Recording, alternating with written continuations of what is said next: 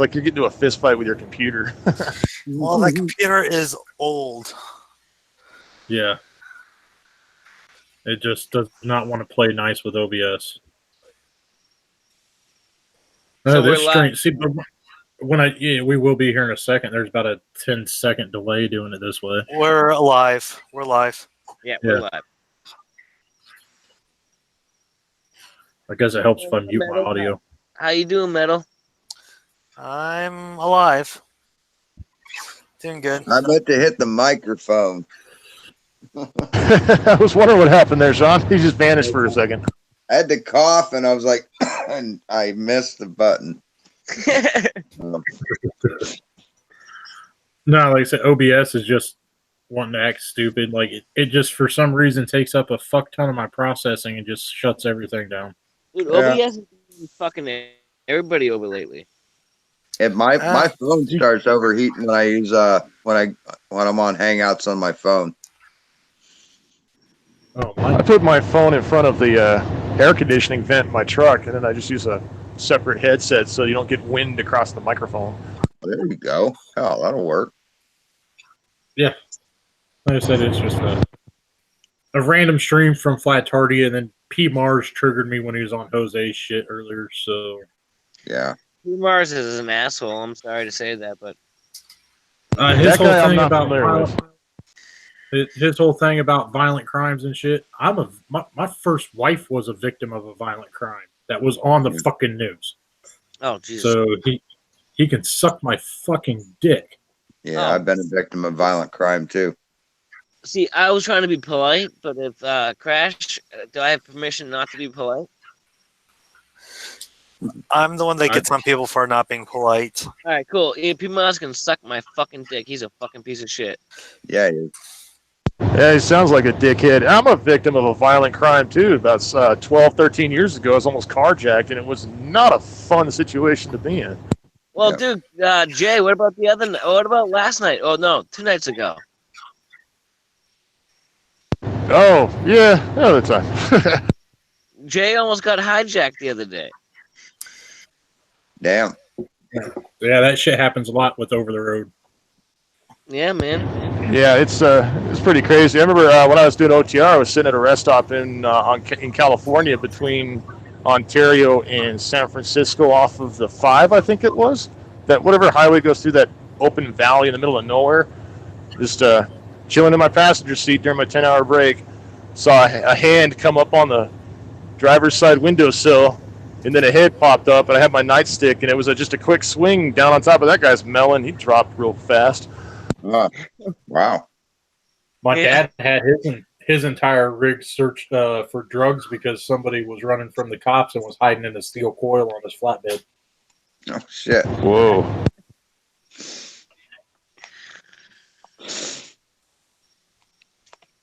So this week of work has not been a fun one for me. That one that I was on the hangout with you guys, I got turned around because the route got canceled. And then the next day, management called me and said, just take the day off. They canceled again. And so I worked yesterday and today. So I've got only 2 days worth of work on this week, which kind of sucks because now I have tomorrow and Monday off. The weather is not playing nice with me. Racing got canceled because of the weather. Fucking can't fly right now because of the fucking weather.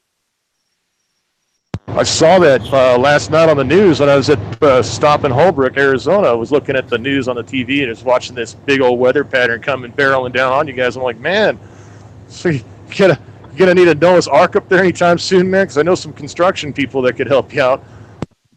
Yeah. I don't know. I might need to get the boat fired back up if we get any more fucking rain. Metal, is it raining at your house yet? Starting to off and on. Yeah, you got one hell of a storm just to the east of you, or just to the west of you when I looked earlier.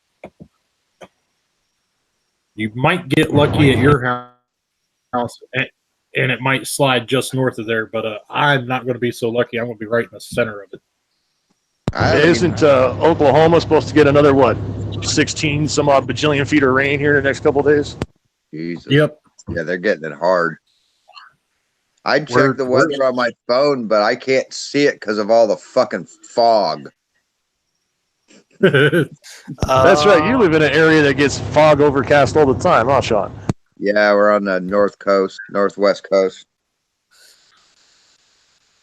Gotcha. Yeah, I'm just still down here in the Southwest. I mean, we had some crappy weather a couple days ago, but it was just a light rain and some snow in certain areas. But other than that, it's just been pretty dry. Yeah, it's really weird when the desert floods. It's like you're on a land bridge. It's really strange. It's like you're driving through a lake. Yeah, Oh, yeah. I encountered that a couple times when I was with my mentor doing my OTR training. We were somewhere between southern New Mexico and Texas, and it had rained stupid hard. It flooded out the entire little town of San Antonio, New Mexico, and then we're going through another part of the valley where it was just water on both sides. Yeah, you're right. It's like a land bridge. It's kind of a trip. Have you ever heard of LaPorte Road? LaPorte Road? I do not think so. The logging road that goes between Chico and somewhere else. I can't remember, but it's like this hogback logging road. Is it between Quincy and Chico? I think so. Yeah. Yeah, I have. Okay, no, I didn't know the name of that, but I have been on that road. It's actually really cool. Yeah, I took a 53-foot trailer on that fucker. No, thank you. The craziest road I took, with my trainer, we were doing a Walmart dedicated route, and when he was adamant about getting me trained on going down steep grades, and so we got a route that took us to Wolf Creek, Colorado, and going through Wolf Creek Pass is just downright terrifying. Yeah, he my trainer didn't even know about the road. He was just trying to take a shortcut. And it was like, yeah, well, about halfway through it. I mean, the outside two tire trailers on the back on the trailer were off the road several times. I had to get around some roads. I had to bump the trailer up on the left side of the embankment. It was hairy. That's cutting it close, man. I wouldn't have done that. No way. Yep, gotta go get the beer. Eastbound and down. Yep. Yeah. Crashes. How's it going with putting together the aircraft? You got it all set and ready to go, or you still got a little bit of tweaking here and there on it? I got to get a day where it's not raining its ass off here so I can break in the motor and take it to the airfield. Oh, you can't set it up on a stand and just mount it, run the motor for a little bit, or you just have to get it up there and just put it through its paces? I taxi break them in because doing them on a stand is really hard because when they're in an airframe, the airframe does a good job of isolating bad vibrations. When you lock them in the stand, you tend to get weird grooves on piston sleeves. Gotcha. I'll remember not to do that when I go with a gas-powered airplane in the future. That's what I used to do way back in the day. I'd set it up on a stand, kind of like a soft vice grip in a way, and just do a little couple run-ups on it, make sure it was running right. Yeah, it's and you can do it that way, and the motor will last for a while. But if you want to make them last a lifetime, you break them in on the airframe. Gotcha. Yeah, no, it was in the airframe. I just didn't put the wings on it. I would just put the airframe with engine itself in like a soft vice grip, and just not do full throttle run-ups. I'd only do maybe half a throttle, then back off for a second, let it idle, then go up to half a throttle for a few seconds, and so on and so forth for about maybe 10 minutes. Oh, we're setting this thing up to run, so it'll get a full rev through on once it's broken. And you should always tune an aircraft motor at wide open throttle anyway. It's just the way the carb's set up on them. Gotcha. You don't need. It's not like a car where you need the crazy throttle response we do on the RC stuff. Cool. So you got the vector and all that stuff already mounted and ready to roll, huh? I've got the vector in it. I've got a couple stress sensors in the wings just so I can monitor stress on the main spar. We might need to stop and relaunch the stream to get the bot. I'm not worried about it tonight. It does that when I try to do OBS because it logged in fine to OBS. Then when I start this, the bot doesn't want to work. I saw an RC show. It was all indoors, and it was like big aircraft, like wide body shit. and these things like fly slow as hell, like just They creep. feel them. They're filled with helium. Oh, are they? What? Yep. Yeah, Huh. the giant scale indoor stuff. They you set them up so they're not like a blimp filled with helium, but it offsets the weight of the airframe enough that they can fly retardedly slow indoors. Oh, wow. That's Okay. pretty cool, man. I got to look into one of those. It'd be kind of fun. But when they take off, Let me I see mean, if they're I can- going like that. Their speed is scaled down. Like on a RC model, your speed is about the same as as the real thing, but on that they're like totally scaled down. So it looks like they're really taking off and banking, and it's really neat. Let's see if I can find that video real quick. What kind of models are those called, Crash? Because I want to get one. They don't really sell them as anything. They're all scratch built, and you mostly see them overseas where they fly in giant hangars and warehouses. Oh, Let's see if I okay. can find a video. Well, I'm not going to be able to watch it, but I'll check it out later this evening when I get home, or in the morning. I still have 136 miles to go until I can do the turn and burn. I used to live in Darmstadt, Germany, and they had a glider. What do you call it? A glider port. Yeah, Near those my are house. cool as shit.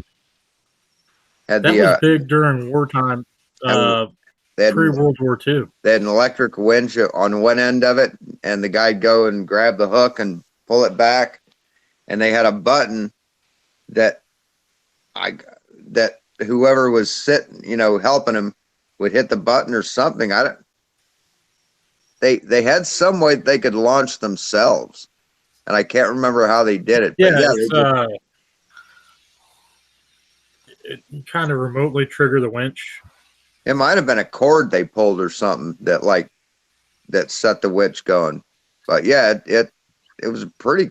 You just go and people would take lunch and watch all the glider pilots take off, all the rich fuckers. That's awesome. There you go. Let's see if this will load. This is a giant version of the Spruce Goose that's set up to fly indoor. Oh, cool. Can you guys see that? Hughes's plane. Yep.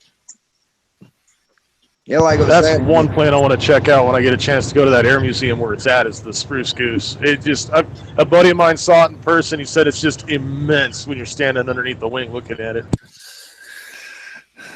When I worked building pipe organs, all of our tools were Delta tools, and they were special Delta tools. They were bought from the Delta aircraft factory, and they were all the tools they used when they were still making them out of wood. And these things were like socked away into storage, been there like for 30 or 40 years. And I mean, that's how Delta Tools got its start. They built their own tools to make their aircraft, their Delta aircraft. Yep. Yeah. So Yeah, that's a helium filled fuselage aircraft. okay. Yeah, we had a 4-foot diameter bandsaw for resawing all of our lumber. We had a 6 or 8 foot long bed, 18-inch wide, or no, 12-inch wide joiner, 13-inch wide planers. I mean, just really nice setup. That sounds pretty cool, man. Yeah, we could make some lumber. We got all the stuff in like 12 quarter lumber, like 18 inches wide, big poplar planks. And we'd resaw it all down to like 1/4 inch, 3/4 inch lumber.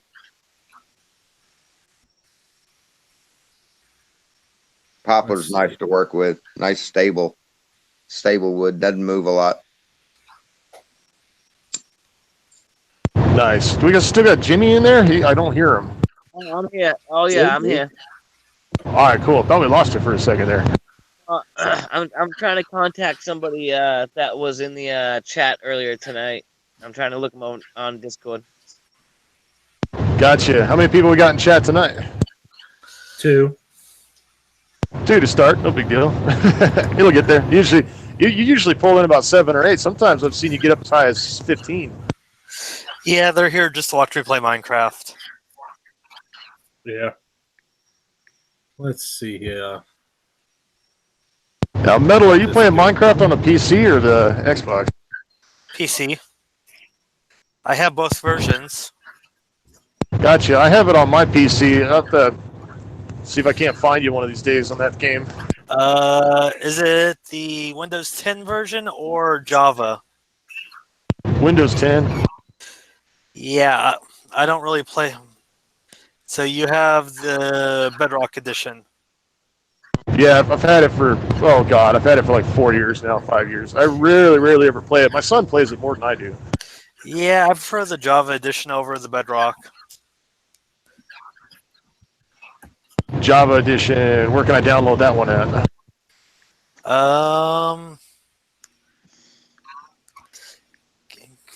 Let's see that one, and let's see. Yeah, the Java edition you don't go through the Microsoft Play Store for. Quite literally, it's Minecraft.net. Oh, cool. I'll check it out when I get home. It's like $24. Oh, that's not bad. I thought it was going to be like 30 or 40, like most games are. No, I remember back when Minecraft was like $5. Never Interesting game. I gotta hand it to him. It was a good way to go, and it really took off like a wildfire. It was interesting. Well, the What? thing is, go ahead. What's the point of Minecraft other than just building a world? Let your creativity wild. Build whatever you want. That's kind of that's how I see it anyway. There's the Nether. There's the End. There's the End Dragon. There are fortresses. How do you build your world? Huh? How do you build your world? Your world? Yeah, it's randomly generated via seeds. Okay. And there are some fun seeds that you can actually go with that I actually quite enjoy. And then you can go in and edit it how you want it? Yeah. Okay. Oh, okay. Not to mention you have world edit and all that. Creative mode. I like going into creative mode and just blowing stuff up with a ton of TNT. That's just fun. Blowing holes in the ground. TNT is always fun. I used to do the same thing, but in 3D in like Blender or Maya or 3D Studio Max. And I had a program called Terrigen, which would generate like high resolution landscapes and stuff. I used Bryce 3D way back in the day, and then I ended up getting pretty good with Rhino 3D. Rhino 3D was fun. Designed many of conceptual image engines, but never built anything. Yeah, I love Rhino 3D. I mean, that's one of my favorite just modeling software, just to like prototype an object to see, what it'll look like. Because they just have some really simplified tools. The Booleans suck. Just a lot of it, like the bevel tool or the chamfer tool, it misses corners and overlaps, and it's garbage. But yeah, I do like it. I also like Autodesk Inventor. That's a really nice program. Yeah, it crashes. If you ever wanted to, if you ever got to that point where you could buy a 3D printer, you could design some RC aircraft in Rhino 3D, and then you can 3D print out a concept model right there on the desk. Rhino 3D is compatible with a 3D printer. Yep. Yeah, Rhino rocks. They've been using it in jewelry making for a while. There's a jewelry plugin for it where you can just design like rings or whatever, and they've got specialized tools for like settings and crowns and whatever. Yeah, that's pretty nice. I remember messing with the first version of Rhino 3D back in like 97, 98, I think it was. Oh yeah, that's yeah.